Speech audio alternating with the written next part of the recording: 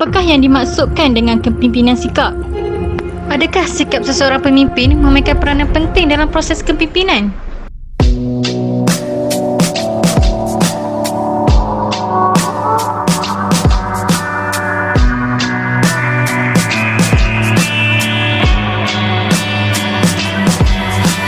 Adrenaline is golden enemy and we shut aside. Oh dimenticato tutto il dolore. Kepimpinan sikap adalah berkaitan dengan gaya kepimpinan yang merujuk kepada tingkah laku pemimpin yang mana mengamalkan secara tinggi atau rendah dalam salah satu dimensi atau kedua-duanya iaitu struktur tugas dan hubungan baik bersama pengikutnya.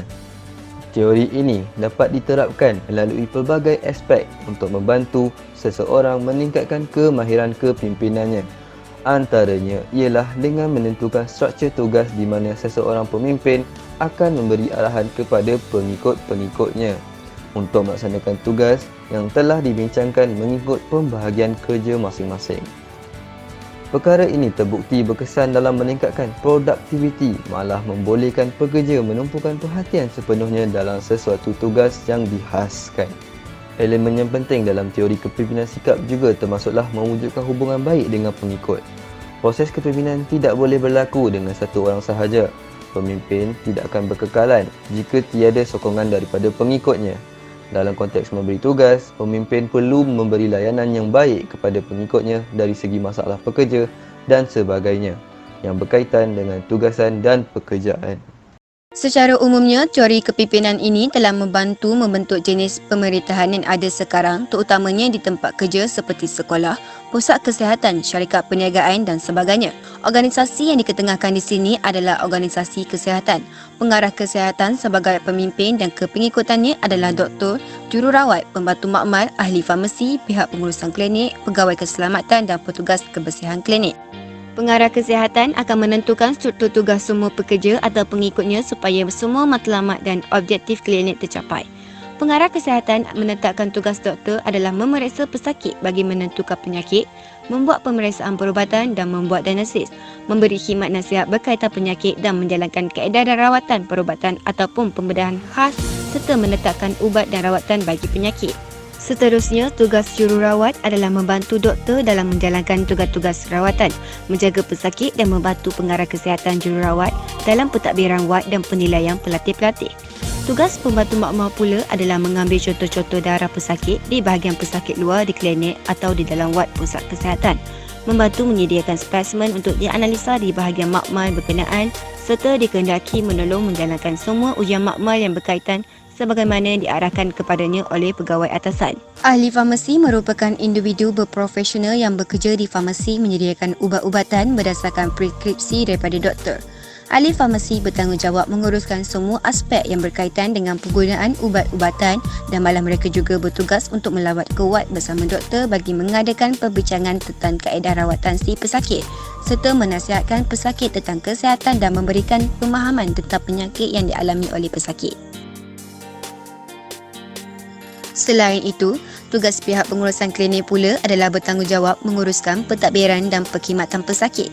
Manakala pegawai keselamatan akan menjaga dan mengawal di keseluruhan kawasan klinik supaya keselamatan klinik sentiasa terjamin. Para petugas kebersihan klinik pula akan memastikan kebersihan klinik sentiasa berada pada tahap memuaskan dan menepati keselesaan pengguna. Justeru, bagi mencapai objektif klinik tersebut, pengarah kesihatan mestilah memberi arahan kepada semua pengikutnya supaya mengikut tugas yang ditentukan masing-masing serta membuat polisi bagi mewujudkan hubungan baik dengan pengikutnya.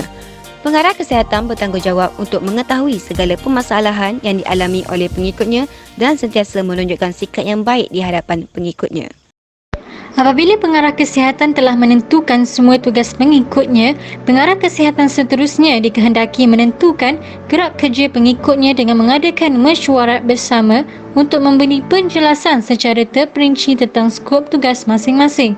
Setiap unit akan dibahagikan dalam kumpulan kecil seperti kumpulan doktor bersama doktor, kumpulan jururawat bersama jururawat dan seterusnya.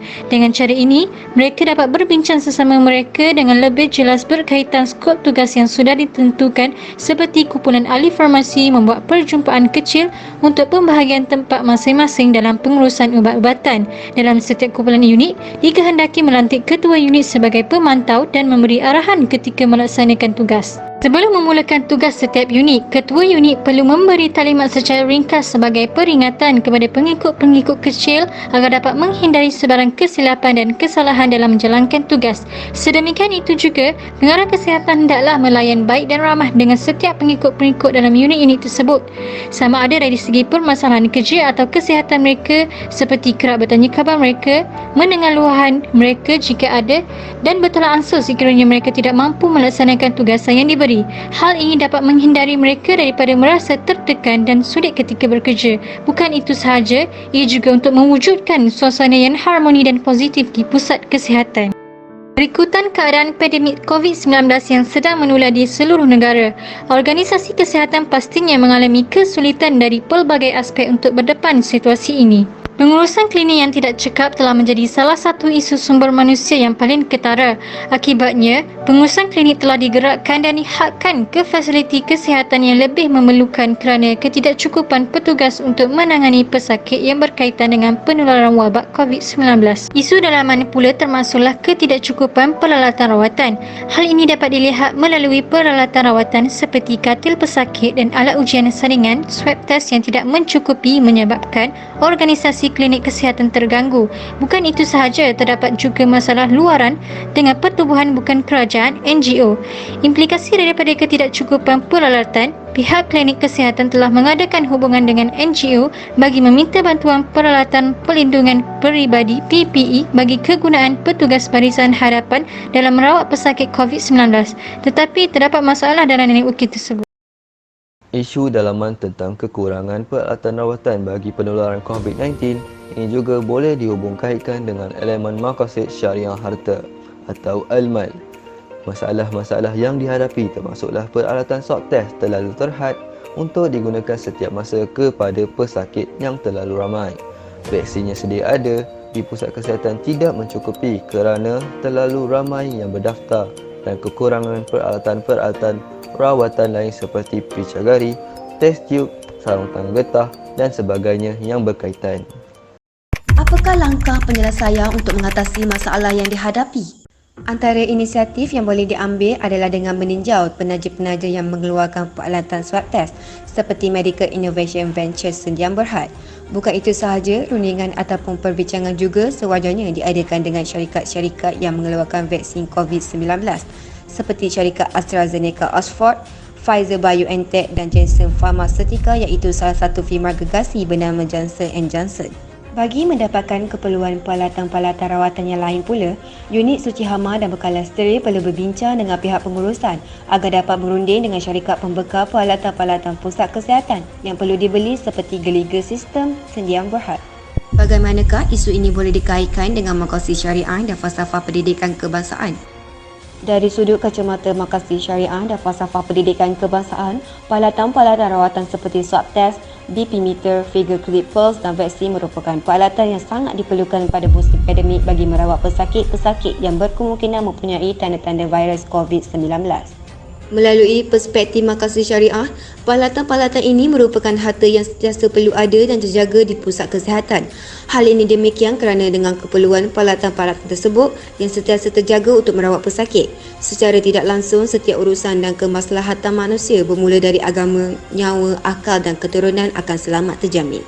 Tambahan pula, ia juga dapat menghindari daripada berlakunya keburukan yang berkemungkinan akan berlaku kepada pesakit, seperti menyebabkan virus tanpa sedar kepada orang yang sihat dan menyebabkan nyawa yang lain terancam. Menurut falsafah pendidikan kebangsaan pula, setiap pengurusan haruslah peka terhadap kekurangan peralatan-peralatan rawatan dan sentiasa cepat bertindak dalam penambahan stok peralatan adalah salah satu usaha yang perlu berterusan dilakukan oleh pihak pusat kesihatan, terutama unit suci hama dan bekalan steril. Hal ini demikian kerana dalam menjadikan rawatan lebih berkesan dan memperkembangkan potensi individu, setiap pengurusan hendaklah peka dengan keperluan di pusat kesihatan dan tidak boleh sambil lewa demi mewujudkan keseimbangan dan harmonis berdasarkan kepercayaan dan kepatuhan kepada Tuhan. Bukan itu sahaja, ia juga untuk melahirkan sikap pekerja yang berdisiplin, bertanggungjawab dan berakhlak mulia dalam memberi sumbangan terhadap keharmonian dan kemakmuran kepada keluarga, masyarakat dan negara. Kesimpulannya, kepimpinan sikap memainkan peranan yang sangat penting dalam memastikan pengarah kesihatan berganding bahu bersama-sama pengikutnya bagi melaksanakan gerak kerja yang ditetapkan berikutan situasi penularan wabak COVID-19 di negara kita pada masa kini. Matlamat organisasi akan dapat dicapai dengan jayanya sekiranya pemimpin dan pengikutnya melaksanakan tugas masing-masing di samping berjuang memutuskan rantaian jangkitan wabak COVID-19 ini.